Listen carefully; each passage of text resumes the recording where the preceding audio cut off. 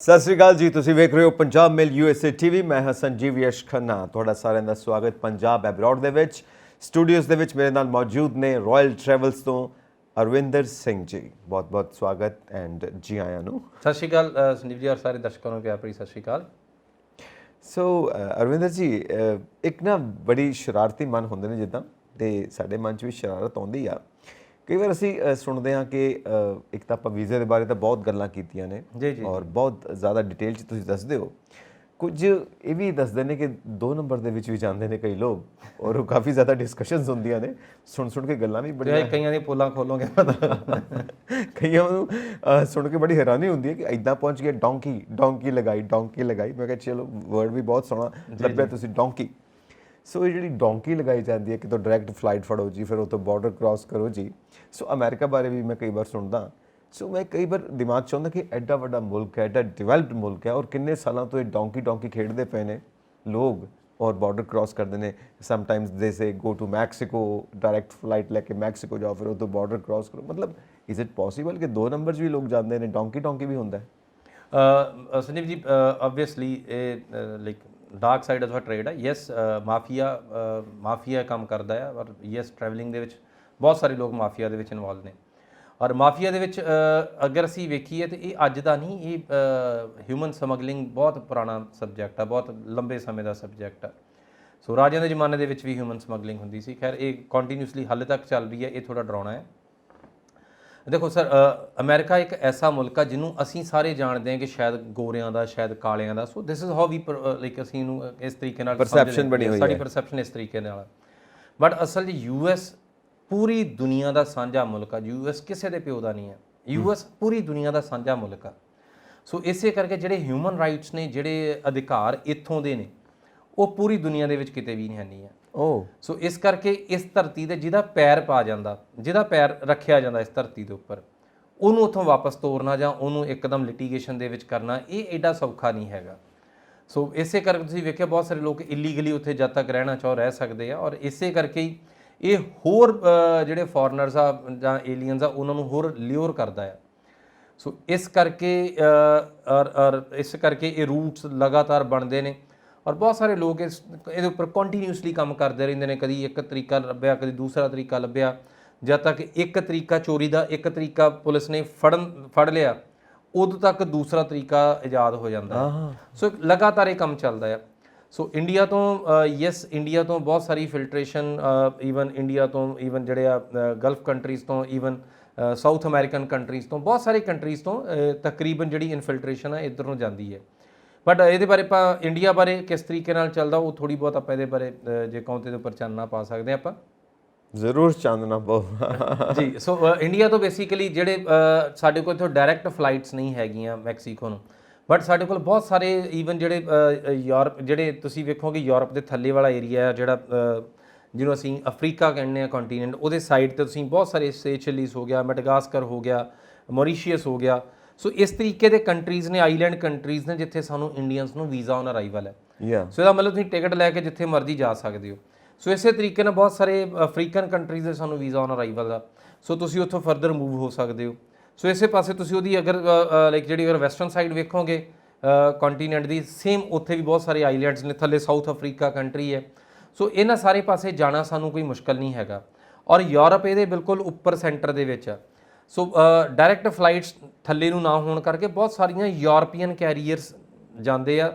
ਸੋ European carriers ਦੇ ਵਿੱਚੋਂ ਇੱਕ ਸਮਾਂ ਸੀਗਾ ਕਿ ਜਦੋਂ ਪਾਸਪੋਰਟਸ ਲੋਕੀ ਪਾੜ ਕੇ ਲਾਂਭੇ ਹੋ ਜਾਂਦੇ ਹੁੰਦੇ ਸੀ, ਫਿਰ ਏਅਰਲਾਈਨਸ ਉੱਪਰ ਜੁਰਮਾਨਾ ਹੋਣ ਲੱਗ ਪਿਆ। ਹੁਣ ਦੇ ਸਮੇਂ ਵਿੱਚ ਇਸ ਤਰੀਕੇ ਨਾਲ ਹੈ ਕਿ ਏਅਰਲਾਈਨਸ ਬੋਰਡਿੰਗ ਨਹੀਂ ਦਿੰਦੀਆਂ। ਸੋ ਸਟਿਲ ਤੁਸੀਂ ਯੂ ਫਾਈਂਡ ਵੇਜ਼ ਕਿ ਤੁਸੀਂ ਥੱਲੇ ਦੀ ਜਿਸ ਤਰੀਕੇ ਨਾਲ ਕ੍ਰੋਲ ਕਰਕੇ ਜਾਂ ਛੋਟੇ ਰੂਟਸ ਬਣਾ ਕੇ ਹੌਲੀ ਗਾਂ ਦੀ ਗਾਂ ਮੂਵ ਆਨ ਹੁੰਦੇ ਜਾਂਦੇ ਹੋ। ਔਰ ਇਸੇ ਤਰੀਕੇ ਨਾਲ ਜਿਹੜੇ ਕੈਰੀਬੀਅਨ ਆਈਲੈਂਡਸ ਆ, ਕੈਰੀਬੀਅਨ ਆਈਲੈਂਡਸ ਵਿੱਚ ਬਹੁਤ ਸਾਰੇ ਰੀਜਨਸ ਆ ਜਿੱਥੇ ਸਾਨੂੰ ਵੀਜ਼ਾ ਔਨ ਅਰਾਈਵਲ ਆ। ਸੋ ਇਸੇ ਤਰ੍ਹਾਂ ਇਕੁਆਡੋਰ ਆ, ਉੱਥੇ ਸਾਨੂੰ ਵੀਜ਼ਾ ਔਨ ਅਰਾਈਵਲ ਹੈ। ਸੋ ਜਿਹੜੀ ਤੁਸੀਂ ਮੂਵੀਜ਼ ਦੇ ਵਿੱਚ ਵੀ ਵੇਖਿਆ ਕਿ ਲੋਕੀ ਇਕੁਆਡੋਰ ਤੋਂ ਨਿਕਲਦੇ ਨੇ, ਪਨਾਮਾ ਦੇ ਜੰਗਲਾਂ ਤੋਂ ਕਰਦੇ ਉੱਪਰੋਂ ਮੈਕਸੀਕੋ ਤੱਕ ਜਾਂਦੇ ਆ। ਉਹ ਸਾਰਾ ਬੇਸਿਕਲੀ ਇਹੀ ਰੂਟ ਆ। ਬਟ ਇਹ ਸਾਰੇ ਰੂਟਸ ਦੇ ਉੱਪਰ ਤੁਸੀਂ ਹੁਣ ਮੀਡੀਆ ਜਾਗਰੂਕ ਆ, ਹੁਣ ਤਕਰੀਬਨ ਤੁਹਾਨੂੰ ਚੀਜ਼ਾਂ ਦਿਸਦੀਆਂ ਨੇ। ਇਹ ਸਾਰੇ ਚੈਨਲਸ ਤੋਂ ਨਗ ਜਾਂਦੇ ਆ ਕਿ 20-25 ਨਗ ਚੱਲੇ ਸੀ, ਉਹਦੇ 'ਚੋਂ 15-20 ਪਹੁੰਚ ਗਏ, ਬਾਕੀਆਂ ਦਾ ਕੀ ਬਣਿਆ ਉਹ ਰੱਬ ਰਾਖਾ ਆ। ਸੋ ਤਰੀਕੇ ਭਾਵੇਂ ਇਜਾਦ ਕਰੀ ਜਾਣ, ਬਟ ਇਹ ਜਾਨਾਂ ਵਾਲਾ ਮਸਲਾ, ਜਾਨਾਂ ਗਵਾਉਣ ਵਾਲਾ ਮਸਲਾ, ਇਹ ਕੰਟੀਨਿਊਸਲੀ ਬਣਿਆ ਰਿਹਾ ਹਾਲੇ ਤੱਕ। ਔਰ ਜਾਨਾਂ ਖਪਾਉਣ ਵਾਲਾ ਸਭ ਤੋਂ ਵੱਧ ਜਿਹੜੀਆਂ ਮੁੰਡਿਆਂ ਦੀਆਂ ਜਾਨਾਂ ਜਾਂਦੀਆਂ ਨੇ ਇਸੇ ਪਾਸੇ ਨੂੰ ਜਾਂਦੀਆਂ। ਮੈਨੂੰ ਯਾਦ ਹੈ ਕਿਸੇ ਚੈਨਲ ਦੇ ਉੱਪਰ ਮੈਨੂੰ ਕਿਸੇ ਨੇ ਪੁੱਛਿਆ ਸੀਗਾ ਕਿ ਐਗਜ਼ੈਕਟਲੀ ਲਾਈਵ ਚੈਨਲ ਦੇ ਵਿੱਚ ਕਿ ਮੇਰਾ ਮੇਰੇ ਚਾਚੇ ਨੂੰ ਕਿਸੇ ਨੇ ਬਾਹਰ ਭੇਜਿਆ ਸੀ ਅਮਰੀਕਾ 2 ਨੰਬਰ ਦੇ ਵਿੱਚ, ਮੈਨੂੰ ਵੀ ਉਸੇ ਨੇ ਭੇਜਿਆ, ਤੇ ਇਹਦੇ 'ਚ ਗਲਤ ਕੀ ਹੈ ਜੀ? ਉਹ ਵੀ ਲੋਕ ਸਹੀ ਕੰਮ ਕਰਦੇ ਹੀ ਨੇ। ਸੋ ਜਿਹੜੇ ਤਰੀਕੇ ਗਲਤ ਹੈ ਇਹਨਾਂ ਨੂੰ ਇੰਡੋਰਸ ਨਹੀਂ ਕੀਤਾ ਜਾ ਸਕਦਾ। ਔਰ ਮੈਂ ਭਾਈ ਸਾਹਿਬ ਨੂੰ ਜਵਾਬ ਦੇ ਕੇ ਕਿਹਾ ਸੀਗਾ ਕਿ ਪਹਿਲੀ ਗੱਲ ਤੇ ਜਿਹੜੀ ਗਲਤੀ ਆ ਉਹਨੂੰ ਅਸੀਂ ਇੰਡੋਰਸ ਨਹੀਂ ਕਰ ਸਕਦੇ, ਗਲਤ ਕੰਮ ਨੂੰ ਅਸੀਂ ਕਦੀ ਵੀ ਸਹੀ ਟਿਕ ਨਹੀਂ ਲਾ ਸਕਦੇ। ਦੂਸਰੀ ਚੀਜ਼ ਆ ਕਿ ਅਗਰ ਤੁਸੀਂ ਸੋਚੋਗੇ ਅਗਰ ਤੁਹਾਡੇ ਪੁੱਤਰ ਨੂੰ ਉਸੇ ਰਾਹ ਤੋਂ ਜਾਣਾ ਪਵੇ ਤੇ ਤੁਹਾਡਾ ਦਿਲ ਕੋਈ ਕੰਬਦਾ ਜਾਂ ਤੁਹਾਨੂੰ ਸਭ ਕੁਝ ਨਾਰਮਲ ਲੱਗਦਾ ਆ? ਸੋ ਕਿਸੇ ਟਾਈਮ ਸਾਨੂੰ ਲੱਗਦਾ ਕਿ ਅਸੀਂ ਚੱਲ ਲਈਆਂ, ਕੋਈ ਗੱਲ ਨਹੀਂ, ਮਤਲਬ ਨਾਰਮਲ ਚੀਜ਼ਾਂ ਆ, ਬਟ ਜੇ ਤੁਸੀਂ ਤਹਿ ਤੱਕ ਜਾਓਗੇ ਤੁਹਾਨੂੰ ਇਹ ਚੀਜ਼ਾਂ ਡਰਾਉਣੀਆਂ ਲੱਗਣਗੀਆਂ। ਸੋ ਇਸ ਕਰਕੇ ਇਹ ਜਿੰਨੇ ਮਰਜ਼ੀ ਅਸੀਂ ਰੂਟਸ ਦੀ ਗੱਲ ਕਰ ਲਈਏ, ਜਿੰਨੇ ਮਰਜ਼ੀ ਅਸੀਂ ਪੁੱਠੇ ਸਿੱਧੇ ਕੰਮ ਕਰ ਲਈਏ। ਸੋ ਪਹਿਲਾਂ ਮੈਂ ਇੱਥੋਂ ਤੱਕ ਆਪਣੇ ਕਰੀਅਰ ਵਿੱਚ ਲੋਕਾਂ ਨੂੰ ਕਹਿੰਦਿਆਂ ਸੁਣਿਆ ਕਿ ਐਤਕੀ ਜੀ ਬਹੁਤ ਕਿਰਪਾ ਹੋ ਗਈ ਮਾਲਕ ਦੀ ਜੀ, ਸਾਡਾ ਮੁੰਡਾ ਸਾਲ 'ਚ ਹੀ ਪਹੁੰਚ ਗਿਆ, ਸਾਡਾ ਮੁੰਡਾ 6 ਮਹੀਨਿਆਂ 'ਚ ਹੀ ਪਹੁੰਚ ਗਿਆ। ਪਰ ਇਹ ਉਹ ਸਾਰੇ ਲੋਕ ਸੀ ਜਿਨ੍ਹਾਂ ਨੇ ਕਦੀ ਅੰਬੈਸੀ ਦਾ ਕੁੰਡਾ ਵੀ ਨਹੀਂ ਖੜਕਾ ਕੇ ਵੇਖਿਆ, ਜਿਹੜੇ ਬਿਲੀਵ ਹੀ ਨਹੀਂ ਕਰਦੇ ਕਿ ਅੰਬੈਸੀ ਵੀਜ਼ਾ ਦਿੰਦੀ ਹੈ। ਸੋ ਜਿਸ ਤਰੀਕੇ ਤੁਹਾਡੀ ਸਾਈਕੋਲੋਜੀ ਹੈ ਉਸ ਨੂੰ ਤੁਸੀਂ ਬਦਲ ਨਹੀਂ ਸਕਦੇ, ਬਟ ਜਿਹੜਾ ਫਿਊਚਰ ਹੈ ਦੈਟ ਬਿਲੋਂਗਸ ਟੂ ਯੂ। ਹੁਣ ਬੱਚੇ ਘਰ ਆਉਂਦੇ ਨੇ ਵਾਪਸ, ਹੁਣ ਬੱਚੇ ਪੜ੍ਹਨ ਜਾਂਦੇ ਆ, ਹੁਣ ਸਾਰੇ ਸਟੂਡੈਂਟਸ ਬਾਹਰ ਜਾ ਕੇ PR ਲੈਂਦੇ ਆ, ਉਸ ਤੋਂ ਬਾਅਦ ਆਉਣ ਜਾਣ ਬਣਾਈ ਰੱਖਦੇ ਆ। ਸੋ ਇਸ ਕਰਕੇ ਜਿਹੜੇ ਪੁਰਾਣੇ ਤਰੀਕੇ ਸਾਨੂੰ ਇਹਨਾਂ ਨੂੰ ਤਿਆਗਣਾ ਪਊਗਾ, ਨਹੀਂ ਤੇ ਜਿੰਨੀਆਂ ਜ਼ਿੰਦਗੀਆਂ ਸਾਡੇ ਕੋਲ ਬਚੀਆਂ ਨੇ ਅਸੀਂ ਉਹ ਵੀ ਗਵਾ ਬੈਠਾਂਗੇ। ਓ ਗॉड, ਇਹਦਾ ਮਤਲਬ ਇਹ ਹੈ ਕਿ ਲਾਈਫ ਦਾ ਰਿਸਕ ਹੈ, ਉਹਦੇ ਵਿੱਚ ਤੁਹਾਡੀ ਜਾਨ ਜਾ ਸਕਦੀ ਹੈ। ਔਰ ਜਦੋਂ ਤੁਸੀਂ ਪਨਾਮਾ ਦੀ ਗੱਲ ਕੀਤੀ ਹੈ ਤੇ ਉਹ ਬੜਾ ਡੈਂਸ ਫੋਰੈਸਟ ਆ, ਬਹੁਤ ਗਹਿਰਾ ਜੰਗਲ ਆ, ਤੇ ਉਹਦੇ ਵਿੱਚੋਂ ਕ੍ਰਾਸ ਕਰਨਾ ਔਰ ਵਿਦਆਊਟ ਐਨੀ ਸਿਕਿਉਰਿਟੀ ਅਸੀਂ ਸੰਜੀਵ ਜੀ ਬਹੁਤ ਸਾਰੇ ਕਾਂਡ ਸੁਣੇ ਆ, ਅਸੀਂ ਮਾਲਟਾ ਕਾਂਡ ਸੁਣੇ, ਪਨਾਮਾ ਕਾਂਡ ਸੁਣੇ। ਇਹ 1-2 ਕਾਂਡ ਜਿਹੜੇ ਉਹ ਸੀਗੇ ਜਿਹੜੇ ਰਿਪੋਰਟ ਹੋ ਗਏ, ਜਿਹੜੇ ਕਿਸੇ ਸਰਵਾਈਵਰ ਵੱਲੋਂ ਰਿਪੋਰਟ ਹੋ ਗਏ, ਬਟ ਬਹੁਤ ਸਾਰੇ ਐਸੇ ਕਾਂਡ ਆ ਜਿਨ੍ਹਾਂ 'ਚ ਕੋਈ ਬਚਿਆ ਹੀ ਨਹੀਂ, ਜਿਹੜੀ ਪੂਰੀ ਕਿਸ਼ਤੀ ਡੁੱਬ ਗਈ ਜਿਹਦੇ 'ਚੋਂ ਕੋਈ ਵੀ ਨਹੀਂ ਆਇਆ। ਸੋ ਇਦਾਂ ਹੀ ਇੱਕ ਪਿੱਛੇ ਜੇ ਲਾਈਕ ਜਿਹੜਾ ਅਰੇਬੀਅਨ ਕੰਟਰੀਜ਼ ਤੋਂ ਸੀਗਾ, ਇੱਕ ਬੱਚੇ ਦੀ ਲਾਸ਼ ਸਮੁੰਦਰ ਦੇ ਕਿਨਾਰੇ ਦੇ ਉੱਪਰ ਪਈ ਸੀ, ਰੈਡ ਟੀ-ਸ਼ਰਟ ਦੇ ਵਿੱਚ, ਪੂਰੀ ਦੁਨੀਆ ਹਿੱਲ ਗਈ ਸੀ। ਇਹ ਬੱਚਾ ਇਕੱਲਾ ਇੱਥੇ ਮਤਲਬ ਤੱਟ ਦੇ ਉੱਪਰ ਤੈਨੂੰ ਡੈੱਡ ਮਿਲਿਆ ਆ। ਸੋ ਇੱਕ 4-5 ਸਾਲ ਦਾ ਬੱਚਾ ਸੀ। ਸੋ ਉਤੋਂ ਪੂਰੇ ਯੂਰਪ ਨੇ ਸਬਕ ਲਿਆ ਸੀਗਾ। ਸੋ ਸਟਿਲ ਬਟ ਹਾਲੇ ਤੋਂ ਸਾਨੂੰ ਬਹੁਤ ਕੁਝ ਸਿੱਖਣ ਦੀ ਲੋੜ ਆ, ਬਹੁਤ ਕੁਝ ਸਮਝਣ ਦੀ ਲੋੜ ਆ। ਸੋ ਇਹ ਚੀਜ਼ਾਂ ਡਰਾਉਣੀਆਂ ਨੇ। ਸੋ ਇਸ ਕਰਕੇ ਕਿਸੇ ਜ਼ਮਾਨੇ ਦੇ ਵਿੱਚ ਮਾਸਕੋ ਵੱਲ ਦੀ ਰੂਟ ਚੱਲਦੇ ਸੀ, ਮਾਸਕੋ ਤੋਂ ਪੂਰਾ ਜਿਹੜਾ Europe the infiltration C, because ਉਸ ਟਾਈਮ ਤੇ ਜਰਮਨੀ ਲੋਕ ਜਾਣਾ ਚਾਹੁੰਦੇ ਹੁੰਦੇ ਸੀ, ਫਰਾਂਸ ਜਾਣਾ ਚਾਹੁੰਦੇ ਹੁੰਦੇ ਸੀ, ਔਰ ਇੰਗਲੈਂਡ ਜਾਣਾ ਚਾਹੁੰਦੇ ਹੁੰਦੇ ਸੀ। ਹੁਣ ਖੈਰ ਇਸ ਰੀਜਨ ਨੇ ਵੀਜ਼ਾਸ ਕਾਫੀ ਵਧਾ ਦਿੱਤੇ ਆ, ਔਰ ਇਸ ਟਾਈਮ ਦੇ ਵਿੱਚ ਜਿਹੜਾ ਸਭ ਤੋਂ ਵੱਧ ਜਿਹੜੀ ਫਿਲਟਰੇਸ਼ਨ ਆ ਉਹ US ਵਿੱਚ ਆ। ਔਰ ਇੱਕ ਚੀਜ਼ ਮੇਰੇ ਹੋਰ ਦਿਮਾਗ 'ਚ ਆ ਰਹੀ ਆ ਕਿ ਆਪਾਂ ਫਰਦਰ ਇੱਥੇ ਗੱਲ ਕਰਾਂਗੇ ਕਿ ਜਦੋਂ ਬਾਰਡਰ ਕ੍ਰਾਸ ਕਰਦੇ ਆ ਲੋਕ, ਉਦੋਂ ਉੱਥੇ ਪਬਲਿਕ ਨੂੰ ਦੇਖ ਵੀ ਲੈਂਦੀ ਹੋਏਗੀ, ਜਿਹੜੀ ਪੁਲਿਸ ਹੈਗੀ, ਜਿਹੜੀ ਸਿਕਿਉਰਿਟੀ ਬਾਰਡਰ ਗਾਰਡਸ ਹੋਣਗੇ, ਉਹ ਸ਼ੂਟ ਨਹੀਂ ਕਰਦੇ ਉਹਨਾਂ ਨੂੰ, ਅਰੈਸਟ ਕਰਕੇ ਫਿਰ ਉਹਨਾਂ ਉੱਤੇ ਕੋਈ ਕੇਸਿਸ ਚੱਲਦੇ ਨੇ? ਕਿਆ ਹੈ ਕਿ ਇਹ ਸਾਰਾ ਕੁਝ? ਸੰਦੀਪ ਜੀ, ਇੰਡੀਆ ਪਾਕਿਸਤਾਨ ਦਾ ਬਾਰਡਰ ਨਹੀਂ ਹੈ ਕਿ ਜਿੱਥੇ ਤੁਸੀਂ ਡਰੋਨਾਂ ਨੂੰ ਵੀ ਬੰਦੂਕਾਂ ਮਾਰਦੇ ਫਿਰੋ ਤੇ ਗੋਲੇ ਚਲਾਉਂਦੇ ਫਿਰੋ। ਇਹ ਬੇਸਿਕਲੀ US ਦਾ ਬਾਰਡਰ ਹੈ। US ਦੇ ਵਿੱਚ ਤੁਸੀਂ ਅਗਰ ਬਾਰਡਰ ਕ੍ਰਾਸ ਕਰਦੇ ਹੋ, ਤੁਸੀਂ ਉਸ ਟਾਈਮ ਅਮਰੀਕਾ 'ਚ ਪੈਰ ਪਾ ਚੁੱਕੇ ਹੋ, ਔਰ ਜੋ ਤੁਸੀਂ ਅਮਰੀਕਾ 'ਚ ਪੈਰ ਪਾ ਲਿਆ, ਹਿਊਮਨਟੇਰੀਅਨ ਗਰਾਊਂਡ ਦੇ ਉੱਪਰ ਤੁਹਾਨੂੰ ਨਹੀਂ ਮਾਰਿਆ ਜਾ ਸਕਦਾ, ਸ਼ੂਟ ਨਹੀਂ ਕਰਨਗੇ। ਸੋ ਇਸੇ ਕਰਕੇ ਤੁਹਾਨੂੰ ਰੈਸਕਿਊ ਕਰਕੇ ਤੁਹਾਨੂੰ ਕੈਂਪ ਵਿੱਚ ਭੇਜਿਆ ਜਾਂਦਾ। ਕੈਂਪ ਦੇ ਵਿੱਚ ਕੋਈ ਨਾ ਕੋਈ ਵਕੀਲ ਤੁਹਾਡੀ ਬੇਲ ਕਰਾਉਂਦਾ ਹੈ, ਤੁਹਾਨੂੰ ਬੇਲ ਆਊਟ ਪੈਕੇਜ ਆ। ਸੋ ਇਸੇ ਕਰਕੇ ਤੁਸੀਂ ਬੜੇ ਸੋਹਣੇ ਲੋਕਾਂ ਨੂੰ ਸੁਣਿਆ ਹੋਊਗਾ ਕਿ ਉੱਥੇ ਬਹੁਤ ਭਾਰੀ ਅੱਜ ਕੱਲ੍ਹ ਬੇਲ ਬੌਂਡ ਪੈਂਦਾ ਆ।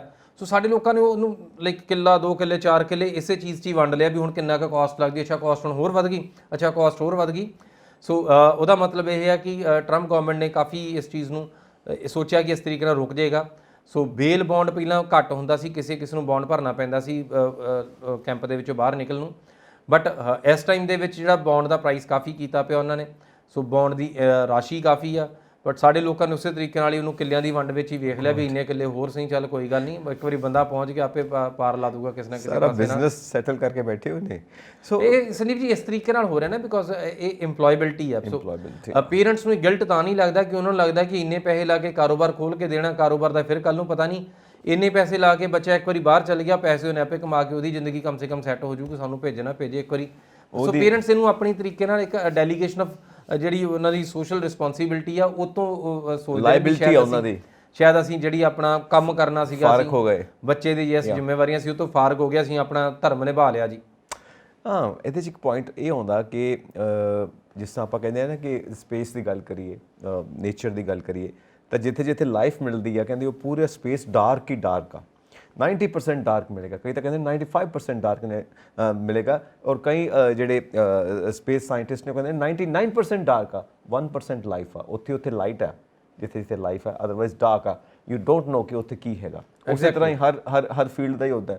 ਕੰਪਿਊਟਰ 'ਚ ਦੇਖੋ ਤਾਂ ਕਹਿੰਦੇ ਨੇ ਕਿ 99% ਉਹ ਹਿਡਨ ਵਰਡ ਆ ਕੰਪਿਊਟਰ ਦਾ, ਜਿੱਧਰ ਕੋਈ ਜਾਂਦਾ ਨਹੀਂ ਹੈਗਾ ਉੱਥੇ ਕ੍ਰਾਈਮ ਵੀ ਹੋ ਸਕਦੇ ਨੇ, ਉੱਥੇ ਕੁਝ ਵੀ ਹੋ ਸਕਦਾ, ਇੱਧਰ ਜਾਣਾ ਹੀ ਨਹੀਂ ਚਾਹੀਦਾ। ਇਸ ਕਰਕੇ ਜਿਹੜਾ 1% ਅਸੀਂ ਯੂਜ਼ ਕਰਦੇ ਹਾਂ, ਆਪਰੇਟ ਕਰਦੇ ਹਾਂ, ਉੱਤੇ ਉਨਾ ਹੀ ਆ। ਸਾਨੂੰ ਸਿਰਫ ਉਨਾ ਹੀ ਦਿਸਦਾ ਜੋ ਸਾਡੀਆਂ ਅੱਖਾਂ ਦੇ ਬਿਲਕੁਲ ਸਾਹਮਣੇ ਆ। ਅਸੀਂ ਉਸੇ 'ਚ ਯਕੀਨ ਕਰਦੇ ਹਾਂ। ਸੋ ਆਸੇ-ਪਾਸੇ ਪੂਰੀ ਦੁਨੀਆ 'ਚ ਉਦਾਂ ਦੇ ਬਹੁਤ ਕੁਝ ਚੱਲਦੇ ਲਗਾਤਾਰ ਕੰਟੀਨਿਊਸਲੀ ਛੁਪਿਆ ਹੋਇਆ ਹੈ ਨਾ, ਲਾਈਕ ਅ ਗਲੇਸ਼ੀਅਰ ਕਿ ਟੌਪ ਹੈ, ਟਿਪ ਆਫ ਦਾ ਆਈਸਬਰਗ, ਔਰ ਬਾਕੀ ਸਭ ਛੁਪਿਆ ਹੋਇਆ। ਸੋ ਇੱਕ ਇਹਦੇ 'ਚ ਗੱਲ ਕਰਦੇ ਸੀਗੇ ਕਿ ਡਾਇਰੈਕਟ ਫਲਾਈਟਸ ਜਾਂਦੀਆਂ ਨੇ ਮੈਕਸੀਕੋ, ਡੌਂਕੀ ਆਪਾਂ ਖੇਡਦੇ ਪਏ ਹਾਂ ਜਿਹੜਾ, ਡਾਇਰੈਕਟ ਫਲਾਈਟਸ ਜਿਹੜੀਆਂ ਜਾਂਦੀਆਂ ਨੇ ਮੈਕਸੀਕੋ, ਫਿਰ ਮੈਕਸੀਕੋ ਤੋਂ ਬਾਰਡਰਸ ਕ੍ਰਾਸ ਕਰਦੇ ਨੇ ਕੁਝ। ਹਾਂ ਯੈਸ, ਪਿਛਲੇ ਸਾਲ ਤੋਂ ਤਕਰੀਬਨ ਇਹ ਆਪਰੇਸ਼ਨ ਸ਼ੁਰੂ ਹੋਇਆ ਹੈ। ਆਪਰੇਸ਼ਨ ਕਹਿ ਲਓ ਬਿਕੋਜ਼ ਬਹੁਤ ਸਾਰੇ ਜਿਹੜੇ ਬੱਚੇ ਆ ਇਸ ਪਾਸੇ ਨੂੰ ਜਾ ਰਹੇ ਨੇ। ਸੋ ਇੱਕ ਪ੍ਰਕਿਰਿਆ ਹੈ ਕਿ ਜਿਹਦੇ ਵਿੱਚ ਜਿੱਦਾਂ ਮੈਂ ਦੱਸਿਆ ਸੀਗਾ ਕਿ ਮੈਕਸੀਕੋ ਨੂੰ ਸਾਨੂੰ ਡਾਇਰੈਕਟ ਫਲਾਈਟਸ ਇੱਥੋਂ ਨਹੀਂ ਹੁੰਦੀਆਂ ਸੀ, ਬਟ ਅਗਰ ਤੁਹਾਡੇ ਕੋਲ ਯੂਰਪ ਦਾ ਵੀਜ਼ਾ ਹੋਵੇ, ਅਗਰ ਤੁਹਾਡੇ ਕੋਲ ਯੂਰਪੀਅਨ ਵੀਜ਼ਾ, UK ਦਾ ਵੀਜ਼ਾ ਹੈ, ਸੋ ਅਗਰ ਤੁਹਾਡੇ ਕੋਲ ਲਾਈਕ ਕਿਸੇ ਪਾਸੇ ਸੈਂਟਰ ਦੇ ਵਿੱਚੋਂ ਵੀਜ਼ਾ ਹੈਗਾ ਹੈ, ਸੋ ਫਿਰ ਤੁਹਾਨੂੰ ਅਗਲਾ ਪਾਸਾ ਜਿਹੜਾ ਆ ਉਹ ਵੀਜ਼ਾ ਦੇ ਦਿੰਦਾ ਹੈ। ਸੋ ਵੀਜ਼ਾ ਨਹੀਂ ਦਿੰਦਾ, ਸੌਰੀ ਐਂਟਰੀ ਦਿੰਦਾ। ਸੋ ਇਸ ਕਰਕੇ ਬਹੁਤ ਸਾਰੇ ਸਟੂਡੈਂਟਸ ਜਿਹੜੇ ਆ, ਬਹੁਤ ਸਾਰੇ ਜਿਹੜੇ ਯੰਗ ਮੁੰਡੇ ਆ, ਉਹ ਯੂਰਪ ਦੇ ਵੀਜ਼ਾਸ ਲਵਾਉਂਦੇ ਆ।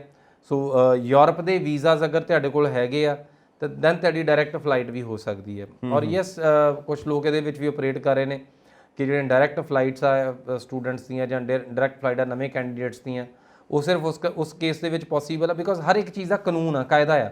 ਸੋ ਪਹਿਲਾਂ ਡਾਇਰੈਕਟ ਫਲਾਈਟਾਂ ਬੰਦ ਸੀ, ਰਾਤੋਂ ਰਾਤ ਕਿੱਦਾਂ ਖੁੱਲ੍ਹ ਗਈਆਂ? ਬਿਕੋਜ਼ ਰਾਤੋਂ ਰਾਤ ਜਿਹੜਾ ਕਾਨੂੰਨ ਆ ਉਹਦਾ ਸਹਾਰਾ ਲਿਆ ਗਿਆ ਕਿ ਅਗਰ ਤੁਹਾਡੇ ਕੋਲ ਯੂਰਪ ਦਾ ਵੀਜ਼ਾ ਹੈਗਾ ਆ, ਤੁਹਾਨੂੰ ਅਗਲਾ ਜਿਹੜਾ ਐਂਟਰੀ ਮਿਲ ਸਕਦੀ ਹੈ। ਸੋ ਜਿਸ ਤਰੀਕੇ ਨਾਲ ਤੁਹਾਨੂੰ ਅਗਰ ਅਫਰੀਕਾ ਦਾ ਵੀਜ਼ਾ ਤੁਹਾਡੇ ਕੋਲ ਕਿਸੇ ਪਾਸੇ ਹੁੰਦਾ ਸੀ, ਤੁਹਾਨੂੰ ਯੂਰਪ ਐਂਟਰੀ ਨਹੀਂ ਦਿੰਦਾ ਸੀ, ਬਟ ਅਗਰ ਤੁਹਾਡੇ ਕੋਲ ਯੂਰਪ ਦਾ ਵੀਜ਼ਾ ਆ, ਸੋ ਤੁਹਾਨੂੰ ਅਗਲੇ ਮੁਲਕ ਐਂਟਰੀ ਦੇ ਦਿੰਦੇ ਆ। ਓਕੇ। ਸੋ ਇਸ ਤਰੀਕੇ ਨਾਲ ਤੁਹਾਡੇ ਕੋਲ ਡਾਇਰੈਕਟ ਫਲਾਈਟਸ ਨੇ। ਸੋ ਜਿੰਨੇ ਵੀ ਐਪਲੀਕੈਂਟਸ ਆ ਉਹ ਡਾਇਰੈਕਟ ਪਹੁੰਚਦੇ ਨੇ, ਬਟ ਸਟਿਲ ਇਹਦੇ ਵਿੱਚ ਬਹੁਤ ਸਾਰੇ ਰਿਸਕ ਨੇ ਬਿਕੋਜ਼ ਤੁਸੀਂ ਕਿਹੜੇ ਮੁਲਕ ਤੋਂ ਚੜ੍ਹੇ ਹੋ, ਕਿਹੜੇ ਮੁਲਕ ਦਾ ਰੂਟ ਬਣਿਆ, ਕਿਹੜੇ ਮੁਲਕ ਨੇ ਤੁਹਾਨੂੰ ਜਗ੍ਹਾ ਮਿਲੀ, ਔਰ ਇਹ ਸਾਰਾ ਕੁਝ ਉੱਥੇ ਅਣਪਛਾਤਾ ਹੈ। ਔਰ ਤਕਰੀਬਨ ਸਟੂਡੈਂਟਸ ਕੋਲੋਂ, ਐਪਲੀਕੈਂਟਸ ਕੋਲੋਂ ਜਿੰਨੇ ਕੁ ਪੈਸੇ ਅੱਜ ਕੱਲ੍ਹ ਭਰਦੇ ਜਾਂਦੇ ਨੇ, ਸ਼ਾਇਦ ਹੀ ਇੰਨੇ ਪੈਸੇ ਪੂਰੀ ਉਮਰ ਦੇ ਵਿੱਚ ਬੱਚੇ ਕਮਾ ਸਕਣ, ਬਿਕੋਜ਼ ਬਹੁਤ ਸਾਰੇ ਪੈਸੇ ਆਲਮੋਸਟ 2-3 ਗੁਣਾ ਦੀ ਕਾਸਟ ਕਰ ਦਿੱਤੀ ਗਈ ਹੈ। ਔਰ ਉਹਦੇ ਵਿੱਚ ਜਾਨਾਂ ਦਾ ਖੌਫ ਫਿਰ ਹੈਗਾ ਬਿਕੋਜ਼ ਤੁਸੀਂ ਬਿਲਕੁਲ ਇਹ ਸੇਫ ਲੈਂਡਿੰਗ ਨਹੀਂ ਹੈਗੀ ਕਿ ਤੁਸੀਂ ਲੈਂਡ ਕੀਤੇ ਤੁਹਾਡੇ ਲਈ ਟਰਾਲੀ ਆਈ ਤੇ ਯੈਸ ਤੁਸੀਂ ਆਰਾਮ ਨਾਲ ਉਤਰ ਕੇ ਤੁਸੀਂ ਲੌਬੀ ਦੇ ਵਿੱਚ ਆ ਗਏ, ਇਮੀਗ੍ਰੇਸ਼ਨ ਚੈੱਕ ਕਰਾਈ, ਬਿਕੋਜ਼ ਮਾਫੀਆ 'ਚ ਡਰ ਆ। ਜਿਹੜੇ ਲੋਕਲ ਟਰਾਂਸਪੋਰਟਰਸ ਨੇ, ਜਿਹੜੇ ਇੱਕ ਬੰਦੇ ਨੂੰ ਐਕਸਪੋਰਟ ਕਰਦੇ ਨੇ ਇਸ ਪਾਸੇ ਤੋਂ ਉਸ ਪਾਸੇ ਆ, ਸੋ ਉਹਨਾਂ ਦੀਆਂ ਛੋਟੀਆਂ ਲੜਾਈਆਂ ਚੱਲਦੀਆਂ ਰਹਿੰਦੀਆਂ ਨੇ ਬਿਕੋਜ਼ ਉਹਨਾਂ ਨੇ ਪਰ ਨਗ ਦੇ ਪੈਸੇ ਲੈਣੇ ਹੁੰਦੇ ਆ। ਪਿੱਛੋਂ ਕਿਸੇ ਨਗ ਦੇ ਪੈਸੇ ਆਏ ਨਹੀਂ ਆਏ ਉਹਨਾਂ ਨੂੰ ਮਤਲਬ ਨਹੀਂ ਹੁੰਦਾ। ਸੋ ਜਿਹਦੇ ਵੀ ਲਾਈਕ ਜਿਸ ਨੂੰ ਵੀ ਕਲੀਅਰ ਕਰਾਉਂਦੇ ਆ ਉਸ ਨਗ ਦੇ ਪੈਸੇ ਆਈ ਜਾਂਦੇ ਆ। ਔਰ ਬਹੁਤ ਸਾਰੇ ਏਜੰਟ ਤੁਸੀਂ ਵੇਖੋਗੇ ਇਸ ਨਵੇਂ ਪ੍ਰਕਿਰਿਆ ਦੇ ਵਿੱਚ ਤੁਹਾਡੇ ਕੋਲ ਪੁਰਾਣੇ ਪਾਸਪੋਰਟਸ ਦੀ ਵੀ ਡਿਮਾਂਡ ਕਰਦੇ ਆ। ਖੈਰ ਉਹ ਵੀ ਇੱਕ ਪ੍ਰਕਿਰਿਆ ਦਾ ਹਿੱਸਾ ਆ। ਸੋ ਇਹ ਸਾਰਾ ਕਹਿਣ ਨੂੰ ਇਸ ਤਰੀਕੇ ਦਾ ਹੈ ਕਿ ਡਾਇਰੈਕਟ ਫਲਾਈਟਾਂ ਨੇ, ਬਟ ਸਟਿਲ ਇਹ ਬਹੁਤ ਖਤਰਨਾਕ ਆ, ਬਹੁਤ ਡੇਂਜਰਸ ਆ, ਔਰ ਇਹਨੂੰ ਕਦੀ ਵੀ ਇੰਡੋਰਸ ਨਹੀਂ ਕੀਤਾ ਜਾ ਸਕਦਾ। ਔਰ ਜਦੋਂ ਬਾਬਾ ਸਿੱਧੇ ਹੱਥ ਨਾਲ ਤੁਹਾਨੂੰ ਕੋਈ ਚੀਜ਼ ਦਿੰਦਾ, ਸਾਨੂੰ ਪੁੱਠਾ ਕਰਨਾ ਨਹੀਂ ਚਾਹੀਦਾ। ਜਦੋਂ ਸਿੱਧੇ ਤਰੀਕੇ ਨਾਲ ਤੁਹਾਨੂੰ ਵੀਜ਼ਾਸ ਮਿਲਦੇ ਨੇ, ਅੰਬੈਸੀਆਂ ਖੁੱਲੀਆਂ ਨੇ, ਅੰਬੈਸੀਆਂ ਦੀ ਰਫ਼ਤਾਰ ਲਗਾਤਾਰ ਜ਼ਿਆਦੀ ਹੈ। ਅੰਬੈਸੀਜ਼ ਨੇ ਜਿਹੜਾ ਵੀਜ਼ਾਸ ਦੇਣੇ, ਵੀਜ਼ਾਸ ਲੈਣੇ, ਐਪਲੀਕੇਸ਼ਨ ਲੈਣੀਆਂ ਉਹ ਬੰਦ ਨਹੀਂ ਕੀਤੀਆਂ। ਕੈਨੇਡਾ ਅੰਬੈਸੀ ਨੇ ਪੈਂਡੈਮਿਕ ਦੇ ਦੌਰਾਨ ਹੁਣ ਤੱਕ 20 ਲੱਖ ਐਪਲੀਕੇਸ਼ਨਸ ਹਾਲੇ ਵੀ ਪੈਂਡਿੰਗ ਨੇ ਉਹਨਾਂ ਦੀਆਂ। ਸੋ ਉਹਨਾਂ ਨੇ ਵੀਜ਼ਾ ਦੇਣੇ ਤਾਂ ਹੀ ਐਪਲੀਕੇਸ਼ਨਸ ਲੈ ਰਹੇ ਆ। ਸੋ ਕਿਤੇ ਜੀ ਲਾਉਣ ਨੂੰ ਥੋੜੀ ਵੀ ਅਸੀਂ ਉਦਾਂ ਹੀ ਐਪਲੀਕੇਸ਼ਨ ਲਈ ਜਾਈਏ। ਸੋ US ਨੇ ਆਪਣੀਆਂ ਜਿਹੜੀਆਂ ਹਾਲੇ ਤੱਕ ਟੂਰਿਜ਼ਮ ਦੀਆਂ ਐਪਲੀਕੇਸ਼ਨਸ ਨਹੀਂ ਖੋਲੀਆਂ, ਬਟ ਆਬਵੀਅਸਲੀ ਜਿਸ ਦਿਨ ਖੁੱਲਣਗੀਆਂ ਉਹਨਾਂ ਰਾਤੋਂ ਰਾਤ ਐਪਲੀਕੇਸ਼ਨਸ ਲੈ ਕੇ ਰਾਤੋਂ ਰਾਤ ਉਹਨਾਂ ਨੂੰ ਪ੍ਰੋਸੈਸ ਕਰਨਾ ਹੈ। ਸ਼ੋਰ। ਸੋ ਇਸ ਟਾਈਮ ਜਿਹੜੀਆਂ ਡ੍ਰੌਪਬਾਕਸ ਐਪਲੀਕੇਸ਼ਨਸ ਆ ਉਹਨਾਂ ਦਾ ਜਿਹੜਾ ਲੋਡ ਉਹ ਚੱਲ ਰਿਹਾ ਆ, ਇਮੀਗ੍ਰੈਂਟਸ ਦੀਆਂ ਐਪਲੀਕੇਸ਼ਨਸ ਉਹ ਚੱਲ ਰਹੀਆਂ। ਸੋ ਇਸੇ ਤਰੀਕੇ ਨਾਲ ਜਿਹੜੀਆਂ ਸਟੂਡੈਂਟਸ ਦੀਆਂ ਐਪਲੀਕੇਸ਼ਨਸ ਨੇ ਉਹ ਚੱਲ ਰਹੀਆਂ। ਸੋ ਅੰਬੈਸੀ ਹੌਲੀ ਹੌਲੀ ਆਪਣੀ ਰਫ਼ਤਾਰ ਫੜਦੀ ਜਾ ਰਹੀ ਹੈ। ਔਰ ਜਿੰਨਾ ਵੀ ਹੋ ਸਕੇ ਅੰਬੈਸੀ ਦੇ ਰਸਤੇ 'ਤੇ ਚੱਲੋ, ਔਰ ਜਿਹੜੇ ਪੁੱਠੇ ਕੰਮ ਨੇ ਉਹ ਪੁੱਠੇ ਹੀ ਕੰਮ ਨੇ, ਉਹਨਾਂ ਤੋਂ ਜਿੰਨਾ ਬਚ ਹੁੰਦਾ ਬਚ ਸਕਦੇ। ਬਿਲਕੁਲ, ਸਾਡੇ ਬਜ਼ੁਰਗ ਵੀ ਕਹਿੰਦੇ ਨੇ ਕਿ ਰਸਤਾ ਹਮੇਸ਼ਾ ਸਿੱਧਾ ਲਵੋ, ਜਿੰਨਾ ਮਰਜ਼ੀ ਲੰਮਾ ਹੋਵੇ, ਜਿੰਨਾ ਮਰਜ਼ੀ ਵਕਤ ਲੱਗੇ, ਪਰ ਰਸਤਾ ਸਿੱਧਾ ਲੈਣਾ, ਕਿਉਂਕਿ ਜਿਹੜਾ ਟੇਢੇ ਮੇਢੇ ਰਸਤੇ ਨੇ ਨਾ ਤੁਸੀਂ ਉਲਝ ਜਾਓਗੇ। ਸ਼ਾਰਟਕਟ ਹਮੇਸ਼ਾ ਡੇਂਜਰਸ ਹੁੰਦਾ। ਬਿਲਕੁਲ ਇਹ ਨਹੀਂ ਲੈਣਾ ਚਾਹੀਦਾ। ਅਸੀਂ ਆਪਣੇ ਦਰਸ਼ਕਾਂ ਨਾਲ ਇਹ ਸਾਰਾ ਜੋ ਗੇਮ ਖੇਡਦੇ ਪਏ ਹਾਂ ਡੌਂਕੀ, ਸੋ ਇਸ ਚੀਜ਼ ਨੂੰ ਕਲੀਅਰ ਕਰਨ ਵਾਸਤੇ ਖੇਡਦੇ ਪਏ ਹਾਂ ਕਿ ਇਸ ਰਸਤੇ 'ਤੇ ਕਦੇ ਨਹੀਂ ਜਾਣਾ। ਜਦੋਂ ਸਿੱਧਾ ਰਸਤਾ ਸਾਡੇ ਕੋਲ ਹੈ, ਲੀਗਲ ਵੇਜ਼ ਹੈਗੇ ਨੇ, ਤੁਸੀਂ ਅਪਲਾਈ ਕਰ ਸਕਦੇ, ਤੁਹਾਨੂੰ ਵੀਜ਼ਾ ਮਿਲ ਸਕਦਾ ਹੈ। ਸੋ ਅਸੀਂ ਹਮੇਸ਼ਾ ਆਪਣੇ ਪ੍ਰੋਗਰਾਮ ਦੇ ਵਿੱਚ ਤੁਹਾਨੂੰ ਹਮੇਸ਼ਾ ਸਿੱਧੇ ਰਸਤੇ ਬਾਰੇ ਹੀ ਦੱਸਦੇ ਹਾਂ। ਔਰ ਨਾਲ ਦੀ ਨਾਲ ਕਹਿੰਦੇ ਨੇ ਕਿ ਤੁਹਾਨੂੰ ਉਹ ਵੀ ਗੱਲਾਂ ਕਲੀਅਰ ਹੋਣੀਆਂ ਚਾਹੀਦੀਆਂ ਨੇ ਜੋ ਗਲਤ ਗੱਲਾਂ ਵੀ ਚੱਲ ਰਹੀਆਂ ਨੇ, ਤਾਂ ਕਿ ਕੋਈ ਤੁਹਾਨੂੰ ਧੋਖਾ ਦੇਣ ਵਾਸਤੇ ਤਿਆਰ ਨਾ ਹੋ ਜਾਵੇ, ਤੁਸੀਂ ਧੋਖੇ 'ਚ ਨਾ ਆ ਜਾਓ, ਤੁਸੀਂ ਧੋਖੇ ਜਾ ਕੇ ਕਿਤੇ ਸ਼ਾਰਟਕਟ ਨਾ ਅਪਣਾ ਕੇ ਬੈਠ ਜਾਓ। ਇਸ ਕਰਕੇ ਇਹ ਡੋਂਕੀ ਤੁਹਾਡੇ ਨਾਲ ਅਸੀਂ ਕਲੀਅਰ ਕਰਦੇ ਪਏ ਹਾਂ। ਸੋ ਇਹ ਤਾਂ ਸਾਰਾ ਹੋ ਗਿਆ, ਤੁਸੀਂ ਸਾਨੂੰ ਪ੍ਰੋਸੈਸ ਦੱਸਿਆ। ਦੂਜੀ ਗੱਲ ਇਹ ਵੀ ਹੈ ਕਿ ਮੰਨ ਲਓ ਕੋਈ ਬੰਦਾ ਪਹੁੰਚ ਜਾਂਦਾ, ਕਿਸੇ ਦੂਸਰੇ ਮੁਲਕ ਵੀ ਪਹੁੰਚ ਜਾਂਦਾ ਔਰ ਉਹਨੂੰ ਬੇਲ ਆਊਟ ਵੀ ਹੋ ਜਾਂਦਾ, ਉਹ ਪੈਕੇਜ ਵੀ ਹੋ ਗਿਆ, ਸਭ ਕੁਝ ਹੋ ਗਿਆ, ਉਸ ਤੋਂ ਬਾਅਦ ਉਹਨੂੰ ਜ਼ਰੂਰੀ ਤਾਂ ਨਹੀਂ ਕਿ ਕੰਮ ਮਿਲ ਜਾਏਗਾ, ਉਹ ਡਿਪੋਰਟ ਵੀ ਤਾਂ ਕੀਤਾ ਜਾ ਸਕਦਾ। ਨਹੀਂ, ਯੂਐਸ ਦੇ ਵਿੱਚ ਤਕਰੀਬਨ ਇਸ ਤਰੀਕੇ ਨਾਲ ਨਹੀਂ ਹੈਗਾ। ਯੂਐਸ ਦੇ ਵਿੱਚ ਕੀ ਹੈ ਕਿ ਲਾਅਫੁਲੀ ਅਗਰ ਤੁਸੀਂ ਅਸਾਈਲਮ ਲੈਂਦੇ ਹੋ, ਤੁਸੀਂ ਪੋਲੀਟੀਕਲ ਸਟੇ ਪਾਉਂਦੇ ਹੋ, ਤੇ ਉਹੀ ਚੀਜ਼ਾਂ ਬਾਰ-ਬਾਰ ਕਹਿ ਰਿਹਾ ਕਿ ਲਿਓਰ ਕਰਦੀਆਂ ਨੇ ਸਭ ਨੂੰ, ਲਿਓਰ ਕਰਦੀਆਂ। ਸੋ ਯੂਐਸ ਦਾ ਲਾਅ ਇਸ ਤਰੀਕੇ ਨਾਲ ਹੈ ਕਿ ਤੁਸੀਂ ਉੱਥੇ ਜਾ ਕੇ ਤੁਸੀਂ ਕਹਿ ਦਿਓ ਕਿ ਮਤਲਬ ਜਿਹੜੇ ਪਟੀਸ਼ਨ ਪਾਉਂਦੇ ਨੇ ਉਹ ਕਹਿ ਦਿੰਦੇ ਨੇ ਕਿ ਮੈਨੂੰ ਉੱਥੇ ਆਪਣੇ ਮੁਲਕ ਖਤਰਾ ਹੈ, ਮੈਂ ਕਿਸੇ ਨਾ ਕਿਸੇ ਵਾਪਸ ਜਾ ਕੇ ਜੋਖਮ ਨਹੀਂ ਲੈਣਾ ਚਾਹੁੰਦਾ, ਤੇ ਤੁਹਾਨੂੰ ਅਸਾਈਲਮ ਦੇ ਦਿੰਦੇ ਨੇ, ਤੁਹਾਨੂੰ ਪੋਲੀਟੀਕਲ ਸਟੇ ਦਿੰਦੇ ਨੇ। ਉਹਦੇ ਨਾਲ ਕੇਸ ਦੇ ਉੱਪਰ ਡਿਪੈਂਡ ਕਰਦਾ ਕਿ ਤੁਹਾਡਾ 10 ਸਾਲ ਕੇਸ ਚੱਲਦਾ, 20 ਸਾਲ ਕੇਸ ਚੱਲਦਾ, ਬਟ ਗਵਰਨਮੈਂਟ ਤੁਹਾਨੂੰ 3-4 ਮਹੀਨੇ ਦੇ ਵਿੱਚ ਵਰਕ ਪਰਮਿਟ ਦੇ ਦਿੰਦੀ ਹੈ। ਸੋ ਵਰਕ ਪਰਮਿਟ, ਹੁਣ ਇਹ ਸੁਣਨ ਨੂੰ ਵਰਕ ਪਰਮਿਟ ਲੱਗਦਾ, ਬੇਸਿਕਲੀ ਵਰਕ ਪਰਮਿਟ ਨਹੀਂ ਹੁੰਦਾ। ਸੋ ਇਹਦੇ ਉੱਪਰ ਤੈਨੂੰ ਕੰਮ ਕਰਨ ਦੀ ਪਰਮਿਸ਼ਨ ਹੈਗੀ ਹੈ, ਸੋ ਤੁਸੀਂ ਲੀਗਲੀ ਕੰਮ ਕਰ ਸਕਦੇ ਹੋ, ਘਰ-ਬਾਰ ਲੈ ਸਕਦੇ ਹੋ, ਬਟ ਅਲਟੀਮੇਟਲੀ ਇਹਦਾ ਮਤਲਬ ਇਹ ਹੁੰਦਾ ਕਿ ਤੁਸੀਂ ਉੱਥੇ, ਜਿੱਦਾਂ ਪੁਰਾਣੇ ਜ਼ਮਾਨੇ 'ਚ ਰਾਜਿਆਂ ਦੇ ਸਿਆਸੀ ਪਨਾਹਗਾਰ ਹੁੰਦੇ ਸੀ ਕਿ ਤੁਸੀਂ ਇੱਕ ਰਾਜ ਤੋਂ ਤੁਹਾਨੂੰ ਗੋਲੀ ਵੱਜਣ ਲੱਗੀ, ਤੁਸੀਂ ਦੂਜੇ ਰਾਜ ਦੀ ਸੀਮਾ ਟੱਪ ਲਈ, ਦੂਸਰੇ ਰਾਜ ਦੇ ਵਿੱਚ ਪਹੁੰਚ ਕੇ ਦਿਨ ਰਾਜਾ ਖੜਾ ਹੋ ਜਾਂਦਾ ਕਿ ਨਹੀਂ ਜੀ ਇਹਨੂੰ ਇਸਕੋ ਤਾਂ ਹਮ ਬਚਾਏਂਗੇ। ਸੋ ਇੱਥੇ ਤਕਰੀਬਨ ਉਸੇ ਭੂਮਿਕਾ ਦੇ ਵਿੱਚ ਅਮਰੀਕਾ ਆ ਜਾਂਦਾ ਕਿ ਅਗਰ ਕਿਸੇ ਪਾਸੇ ਕਿਸੇ ਕਿਸਮ ਦਾ ਖਤਰਾ ਹੈ ਤਾਂ ਯੈਸ ਅਸੀਂ ਬੰਦੇ ਨੂੰ ਸੇਵ ਕਰਾਂਗੇ। ਔਰ ਉਸ ਅਸਾਈਲਮ ਸੀਕਰ ਨੂੰ ਬਿਕੋਜ਼ ਗਵਰਨਮੈਂਟ ਫੀਡ ਨਹੀਂ ਕਰਦੀ, ਗਵਰਨਮੈਂਟ ਖਾਣਾ ਨਹੀਂ ਖਵਾਉਂਦੀ, ਗਵਰਨਮੈਂਟ ਉਹਦੇ ਲਈ ਸੁੱਖ ਸੁਵਿਧਾ ਦਾ ਇੰਤਜ਼ਾਮ ਨਹੀਂ ਕਰਦੀ, ਸੋ ਉਹਨੂੰ ਅਲਾਓ ਕਰ ਦਿੱਤਾ ਜਾਂਦਾ ਕਿ ਕਾਕਾ ਜੀ ਆਪਣਾ ਵੀ ਢਿੱਡ ਭਰੋ, ਨਾਲ ਸਾਡਾ ਵੀ ਭਰੋ, ਸੋ ਗੋ ਐਂਡ ਵਰਕ, ਔਰ ਨਾਲ ਦੀ ਨਾਲ ਟੈਕਸਸ ਕਮਾਉਣੇ ਸ਼ੁਰੂ ਕਰੋ ਸਾਡੇ ਲਈ। ਓਕੇ, ਸੋ ਤੁਸੀਂ ਉੱਥੇ ਰਹਿ ਕੇ ਕੰਮ ਕਰਨਾ ਸ਼ੁਰੂ ਕਰ ਦਿੰਦੇ ਹੋ, ਤੁਸੀਂ ਗਵਰਨਮੈਂਟ ਨੂੰ ਟੈਕਸ ਦੇਣਾ ਸ਼ੁਰੂ ਕਰ ਦਿੰਦੇ ਹੋ, ਔਰ ਪ੍ਰੋਸੈਸ ਜਿੰਨੀ ਦੇਰ ਮਰਜ਼ੀ ਚੱਲੀ ਜਾਵੇ, ਕਿਸੇ ਨੂੰ ਕੋਈ ਦਿੱਕਤ ਨਹੀਂ ਹੈਗੀ ਇਹਦੇ ਵਿੱਚ। ਲੀਗੈਲਿਟੀ ਦੇ ਵਿੱਚ ਔਨ ਦਾ ਸ਼ੋਰ ਤੁਸੀਂ ਅਮਰੀਕਾ ਦੇ ਵਿੱਚ ਬਹਿ ਕੇ ਜੋ ਮੇਰੀ ਭਾਸ਼ਾ ਆ ਉਹ ਵੱਖਰੀ ਹੋ ਸਕਦੀ ਹੈ, ਬਟ ਅਗਰ ਲੇਮੈਨ ਦੀ ਗੱਲ ਕਰੀਏ ਤਾਂ ਉਹਦੇ ਲਈ ਬਿਲਕੁਲ ਇਸੇ ਤਰੀਕੇ ਨਾਲ ਹੀ ਹੈ ਕਿ ਤੁਸੀਂ ਅਮਰੀਕਾ ਜਦ ਤੱਕ ਰਹਿਣਾ ਚਾਹੋ ਲੈ ਸਕਦੇ ਹੋ। ਇਹੀ ਇੱਕ ਚੀਜ਼ ਆ ਜਿਹੜੀ ਯੂਐਸ ਦੇ ਵਿੱਚ ਜ਼ਿਆਦਾ ਲਿਓਰ ਕਰਦੀ ਹੈ ਲੋਕਾਂ ਨੂੰ ਆਉਣ ਜਾਣ ਨੂੰ, ਔਰ ਇਹੀ ਇੱਕ ਕਾਰਨ ਬਣਦਾ ਹੈ ਕਿ ਲੋਕ ਸੋਚਦੇ ਨੇ ਕਿ ਇੱਕ ਵਾਰੀ ਅਲਟੀਮੇਟਲੀ ਉੱਥੇ ਪਹੁੰਚ ਗਏ। ਔਰ ਇਹ ਇਕਲੌਤਾ ਮੁਲਕ ਹੈ ਜਿੱਥੇ ਤੁਸੀਂ ਅੱਜ ਬੱਚਾ ਪੈਦਾ ਹੁੰਦਾ ਹੈ, ਬੱਚਾ ਅਮਰੀਕਾ ਦਾ ਆ, ਬਿਕੋਜ਼ 100% ਲੋਕ ਮਾਈਗ੍ਰੈਂਟਸ ਨੇ, 100% ਲੋਕ ਬਾਹਰੋਂ ਆ ਕੇ ਵਸੇ ਨੇ। ਸੋ ਇਕਲੌਤਾ ਜਿਹੜਾ ਬੱਚਾ ਅੱਜ ਇੱਥੇ ਜੰਮਿਆ ਉਹ ਅਮਰੀਕਾ ਦਾ ਆ, ਉਹਨੂੰ ਇਹ ਨਹੀਂ ਵੇਖਿਆ ਇਹਨਾਂ ਦੇ ਪੇਰੈਂਟਸ ਕੀ ਨੇ, ਕ੍ਰਿਮੀਨਲਸ ਨੇ, ਚੋਰ ਨੇ, ਸਾਧ ਨੇ। ਸੋ ਇਹ ਬੱਚਾ ਅੱਜ ਇੱਥੇ ਪੈਦਾ ਹੋਇਆ, ਇਹਨੂੰ ਅੱਜ ਦੇ ਅੱਜ ਅਮਰੀਕਨ ਪਾਸਪੋਰਟ ਮਿਲ ਜਾਏਗਾ। ਮਤਲਬ ਜਿਹੜਾ ਉਹ ਬੰਦਾ ਇਦਾਂ ਡੋਂਕੀ ਖੇਡ ਕੇ ਪਹੁੰਚਿਆ ਵੀ ਹੈ, ਜੇ ਉੱਥੇ ਉਹ ਮੈਰਿਜ ਕਰ ਲੈਂਦਾ, ਉਹਦਾ ਬੱਚਾ ਜਿਹੜਾ ਹੋਏਗਾ ਉਹ ਅਮਰੀਕਾ ਦਾ ਬੱਚਾ। ਯੈਸ, ਉਹ ਅਮਰੀਕਾ ਦਾ ਬੱਚਾ ਹੈ।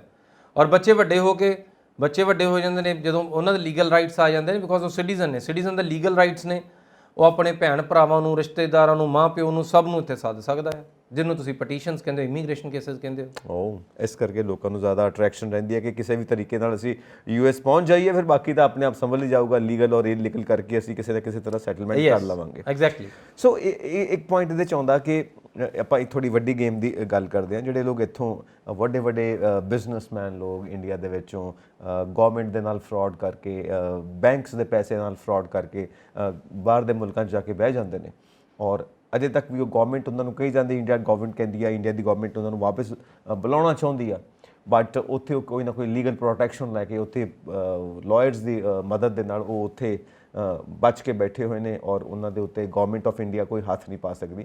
ਸੋ ਉਹ ਵੀ ਇਸੇ ਤਰ੍ਹਾਂ ਦੀਆਂ ਹੀ ਸਾਰੀਆਂ ਬੇਸਿਕਲੀ ਉਹ ਕੀ ਕਰਦੇ ਨੇ ਕਿ ਯੈਸ ਤੁਸੀਂ ਵਨਸ ਯੂ ਆਰ ਦੇਅਰ, ਤੁਹਾਡੇ ਕੋਲ ਸਾਰੇ ਰਾਈਟਸ ਨੇ ਜੋ ਤੁਸੀਂ ਅਪਲਾਈ ਕਰਨ ਦੇ ਆ। ਸੋ ਅਲਟੀਮੇਟਲੀ ਕਿਸੇ ਵੀ ਗਵਰਨਮੈਂਟ ਨੇ ਅਗਰ ਕਿਸੇ ਨੂੰ ਆਪਣਾ ਕੋਈ ਗੁਨਾਹਗਾਰ ਬੁਲਾਉਣਾ ਹੋਵੇ, ਉਹਦੇ ਲਈ ਤੁਹਾਡੇ ਦੋਨਾਂ ਕੰਟਰੀਜ਼ ਵਿੱਚ ਇਹ ਆਪਸੀ ਐਗਰੀਮੈਂਟ ਹੁੰਦਾ ਹੈ। ਸੋ ਤੁਸੀਂ ਵੇਖਿਆ ਬਹੁਤ ਵਾਰੀ ਬਾਹਰੋਂ ਕੋਈ ਨਾ ਕੋਈ ਕਿਸੇ ਨਾ ਕਿਸੇ ਕੋਈ ਵਿਦੇਸ਼ ਮੰਤਰੀ ਆਉਂਦਾ, ਕੋਈ ਮੰਤਰੀ ਆਉਂਦਾ, ਕੋਈ ਪ੍ਰਧਾਨ ਮੰਤਰੀ ਆਉਂਦਾ, ਕੋਈ ਰਾਸ਼ਟਰਪਤੀ ਆਉਂਦਾ। ਸੋ ਜਦੋਂ ਵੀ ਉਹਦੇ ਨਾਲ ਬਹੁਤ ਸਾਰਾ ਅਮਲਾ ਆਉਂਦਾ ਹੈ, ਬਹੁਤ ਸਾਰੇ ਫਾਈਲਾਂ 'ਤੇ ਸਾਈਨ ਹੁੰਦੇ ਨੇ। ਉਹ ਬੇਸਿਕਲੀ ਕੀ ਆ ਕਿ ਉਹ ਦੋ ਤਰਫਾ ਐਗਰੀਮੈਂਟਸ ਹੁੰਦੇ ਨੇ ਕਿ ਅਗਰ ਤੁਸੀਂ ਸਾਡੇ ਲਈ ਆਹ ਕਰੋਗੇ, ਅਸੀਂ ਤੁਹਾਡੇ ਲਈ ਆਹ ਕਰਾਂਗੇ। ਸੋ ਉਹਦੇ 'ਚ ਕੋਈ ਕਿਸੇ ਮੁਲਕ ਦਾ ਰੁਤਬਾ ਕੰਮ ਨਹੀਂ ਹੁੰਦਾ ਕਿ ਤੁਹਾਡਾ ਰੁਤਬਾ ਜ਼ਿਆਦਾ ਵੱਡਾ ਹੈ, ਤੁਸੀਂ ਵੱਡੇ ਮੁਲਕ ਹੋ ਤਾਂ ਅਸੀਂ ਜ਼ਿਆਦਾ ਸ਼ਰਤਾਂ ਮੰਨ ਲਈਏ, ਇੱਦਾਂ ਦਾ ਕੁਛ ਨਹੀਂ ਹੈ। Mutual benefit. ਸੋ ਇੱਕ ਬਾਇਲੇਟਰਲ ਟਰੀਟੀ ਹੈ, ਬੇਸਿਕਲੀ ਬਾਇਲੇਟਰਲ ਐਗਰੀਮੈਂਟ ਹੈ ਕਿ ਜਿਹੜੀਆਂ ਦੋਨੋਂ, ਜਿੱਦਾਂ ਹੁਣ ਅਮਰੀਕਾ ਨੂੰ ਅਸੀਂ 10 ਸਾਲ ਦਾ ਵੀਜ਼ਾ ਦਿੰਦੇ, ਅਮਰੀਕਾ ਸਾਨੂੰ 10 ਸਾਲ ਦਾ ਵੀਜ਼ਾ ਦਿੰਦਾ ਆ। ਸੋ ਇਸੇ ਤਰੀਕੇ ਨਾਲ ਜਿਹੜੀਆਂ ਫੀਸਾਂ ਨੇ, ਫੀਸਾਂ ਅਸੀਂ ਤੈਅ ਕਰ ਲੈਂਦੇ ਕਿ ਇੰਨੀ ਕੁ ਫੀਸ ਅਸੀਂ ਲਵਾਂਗੇ, ਇੰਨੀ ਫੀਸ ਤੁਸੀਂ ਲਓਗੇ। ਸੋ ਹਰ ਇੱਕ ਚੀਜ਼ ਤੈਅ ਕੀਤੀ ਜਾਂਦੀ ਹੈ। ਸੋ ਅਗਰ ਤੁਹਾਡੀ ਕਿਸੇ ਵੀ ਨਾਲ ਕਿਸੇ ਨੂੰ ਵਾਪਸ ਬੁਲਾਉਣ ਦੀ ਟਰੀਟੀ ਹੋਈ ਪਈ ਆ, ਤਾਂ ਯੈਸ ਉਹ ਕੰਟਰੀ ਤੁਹਾਨੂੰ ਆਪਣੀ ਪ੍ਰਕਿਰਿਆ ਪੂਰੀ ਕਰਕੇ ਤੁਹਾਨੂੰ ਬੰਦੇ ਸੌਂਪ ਦਿੰਦੇ ਆ। ਬਟ ਅੱਗੇ ਜਿਹੜਾ ਮੁਲਕਾਂ ਨਾਲ ਤੁਹਾਡਾ ਇਦਾਂ ਦਾ ਐਗਰੀਮੈਂਟ ਹੈ ਹੀ ਨਹੀਂ ਆ, ਸੋ ਤੁਸੀਂ ਉੱਥੋਂ ਕਿਸੇ ਨੂੰ ਬੁਲਾ ਵੀ ਨਹੀਂ ਸਕਦੇ। ਓਕੇ। ਸੋ ਇਸੇ ਕਰਕੇ ਜੋ ਅਨਵਾਂਟਡ ਬੰਦੇ ਨੇ, ਜਿਹੜੇ ਤੁਸੀਂ ਕਹਿ ਰਹੇ ਕਿ ਜਿਹੜੇ ਇੰਡੀਆ ਦੇ ਵਾਂਟਡ ਬੰਦੇ ਨੇ, ਉਹ ਕਿਸੇ ਵੀ ਮੁਲਕ ਵਿੱਚ ਜਾ ਕੇ ਉੱਥੇ ਸਿਆਸੀ ਪਨਾਹਗਾਰ ਹੋ ਜਾਂਦੇ ਨੇ, ਉੱਥੋਂ ਦੀ ਸਿਆਸਤ ਉੱਥੋਂ ਦੀ ਪੋਲੀਟੀਕਲ ਸਟੇ ਲੈ ਲੈਂਦੇ ਨੇ। ਔਰ ones you are political stay ਦੇ ਉੱਪਰ ਤੁਸੀਂ ਹੈਗੇ ਹੋ, ਤੁਹਾਨੂੰ ਫਿਰ ਆਪਣੇ ਮੁਲਕ ਦੇ ਵਿੱਚ ਉੱਥੇ ਰਹਿਣ ਦੀ ਆਜ਼ਾਦੀ ਹੈਗੀ ਆ। ਔਰ ਇਹਦਾ ਇੱਕ ਨੈਗੇਟਿਵ ਪਹਿਲੂ ਵੀ ਆ ਕਿ ਬਹੁਤ ਸਾਰੇ ਬੰਦੇ ਜਿਹੜੇ ਇਸ ਕਾਨੂੰਨ ਦੇ ਰਾਹੀਂ ਪੱਕੇ ਹੁੰਦੇ ਆ, ਉੱਥੋਂ ਦੀ ਸਰਕਾਰ ਮੁੜ ਕੇ ਉਹਨਾਂ ਨੂੰ ਆਪਣੇ ਮੁਲਕ ਪੱਕੇ ਹੋਣ ਤੋਂ ਬਾਅਦ ਵੀ ਨਹੀਂ ਮੁੜਨ ਦਿੰਦੀ। ਕਿਉਂਕਿ ਬੰਦਾ ਕਹਿੰਦਾ ਜੀ ਮੈਂ ਅਮਰੀਕਾ ਦਾ ਸਿਟੀਜ਼ਨ ਤੇ ਹੋ ਗਿਆ, ਤੇ ਹੁਣ ਮੇਰੀ ਮਾਂ ਰਹਿੰਦੀ ਆ ਅਮਰੀਕਾ ਤੋਂ ਇੰਡੀਆ ਰਹਿੰਦੀ ਆ, ਤੇ ਮੈਂ ਆਪਣੀ ਮਾਤਾ ਨੂੰ ਮਿਲਾਂ ਵਾਂ। ਫਿਰ ਉਹ ਗਵਰਨਮੈਂਟ ਜਵਾਬ ਦਿੰਦੀ ਨਹੀਂ ਨਹੀਂ ਪੁੱਤਰ, ਉੱਥੇ ਤੇਰੀ ਜਾਨ ਨੂੰ ਖਤਰਾ ਹੈ, ਤੈਨੂੰ ਜਾਣ ਨਹੀਂ ਦੇਣਾ, ਬਿਕੋਜ਼ ਇਸੇ ਜਾਨ ਦੇ ਖਤਰੇ ਕਰਕੇ ਤੂੰ ਇੱਥੇ ਪੱਕਾ ਹੋਇਆ ਹੈ।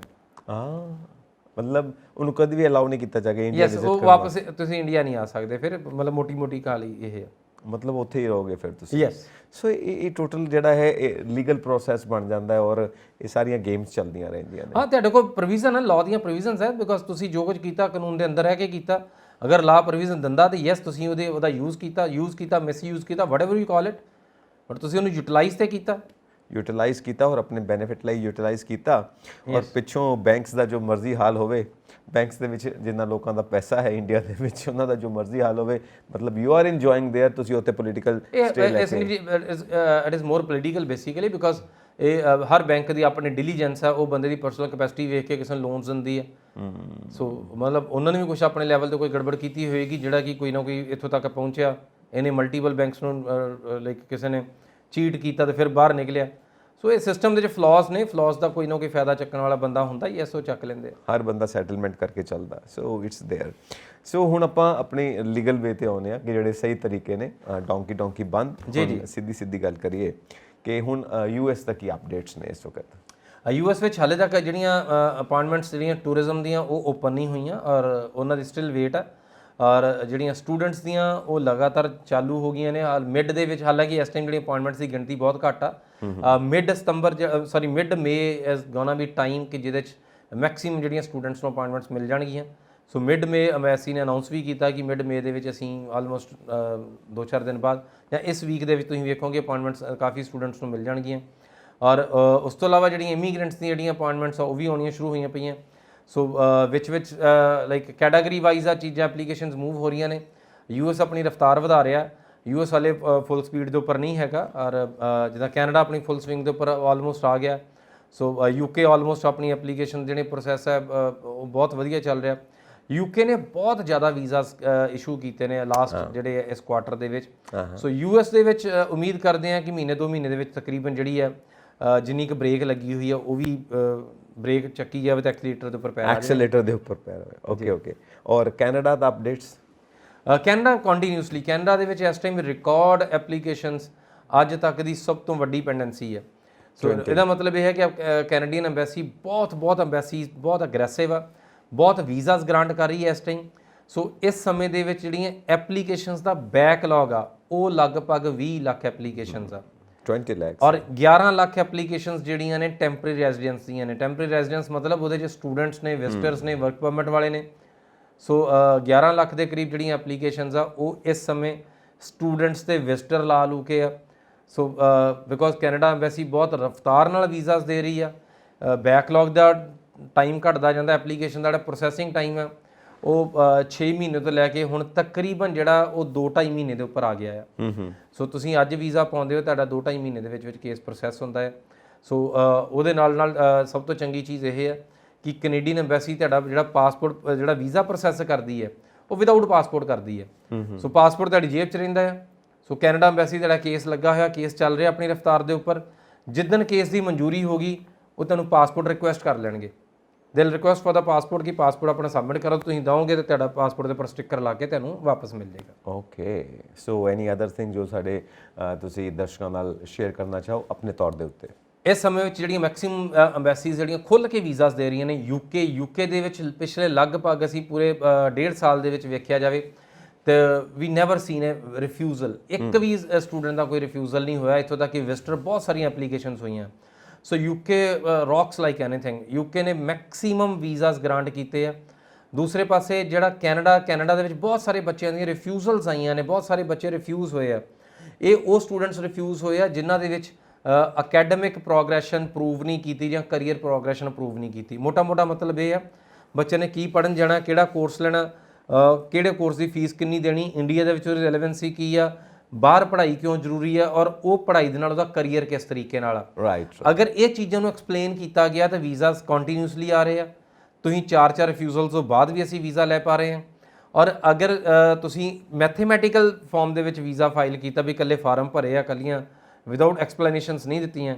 ਸੋ ਪਹਿਲਾਂ ਸਾਰੇ ਵੀਜ਼ਾਸ ਇਸ ਤਰੀਕੇ ਨਾਲ ਕੈਨੇਡਾ ਨੇ ਵੈਸੇ ਦਿੰਦੀ ਸੀ, ਬਟ ਇਸ ਸਮੇਂ ਦੇ ਵਿੱਚ ਅਗਰ ਤੁਸੀਂ ਚੀਜ਼ਾਂ ਨੂੰ ਪ੍ਰੋਗਰੈਸ਼ਨ ਪ੍ਰੂਵ ਨਹੀਂ ਕੀਤੀ ਹੋਈ ਤੇ ਕੈਨੇਡਾ ਦੇ ਵਿੱਚ ਵੀਜ਼ਾਸ ਨਹੀਂ ਆ ਰਹੇ। ਸੋ ਕੈਨੇਡਾ ਦੇ ਬਹੁਤ ਸਾਰੇ ਸਟੂਡੈਂਟ ਸਾਡੇ ਕੋਲ ਰਿਫਿਊਜ਼ਲ ਕੇਸਿਸ ਅਸੀਂ ਕਨਵਰਟ ਕਰਦੇ ਹਾਂ ਜਸਟ ਇਸੇ ਸਾਇੰਸ ਦੇ ਉੱਪਰ ਕਿ ਅਗਰ ਤੁਸੀਂ ਪ੍ਰੋਗਰੈਸ਼ਨ ਪ੍ਰੂਵ ਕਰ ਦੋਗੇ ਤੇ ਜਿਹੜਾ ਰਿਫਿਊਜ਼ਲ ਹੈ ਉਹ ਵੀਜ਼ਾ ਦੇ ਵਿੱਚ ਕਨਵਰਟ ਹੋ ਸਕਦਾ ਹੈ। ਸੋ ਥੈਂਕ ਯੂ ਸੋ ਮਚ। ਹਮੇਸ਼ਾ ਵਕਨ ਤੁਸੀਂ ਐਨਲਾਈਟਨ ਕੀਤਾ ਹੈ ਸਾਡੇ ਦਰਸ਼ਕਾਂ ਨੂੰ, ਔਰ ਉਮੀਦ ਹੈ ਕਿ ਇਸੇ ਤਰ੍ਹਾਂ ਹੀ ਅੱਗਾ ਆਪਾਂ ਐਪੀਸੋਡਸ ਸਾਰੇ ਡਿਜ਼ਾਈਨ ਕਰਕੇ ਆਪਣੇ ਦਰਸ਼ਕਾਂ ਨਾਲ ਸਾਂਝੇ ਕਰਦੇ ਰਹਾਂਗੇ। ਔਰ ਤੁਸੀਂ ਵੀ ਆਪਣੇ ਜੋ ਵਿਚਾਰ ਨੇ ਨਾ ਇਨਬਾਕਸ ਜ਼ਰੂਰ ਕਰਿਆ ਕਰੋ ਤਾਂ ਕਿ ਉਹਦੇ ਮੁਤਾਬਿਕ ਅਸੀਂ ਡਿਜ਼ਾਈਨ ਕਰ ਸਕੀਏ ਆਪਣੇ episodes. So thank you so much. Thank you very much.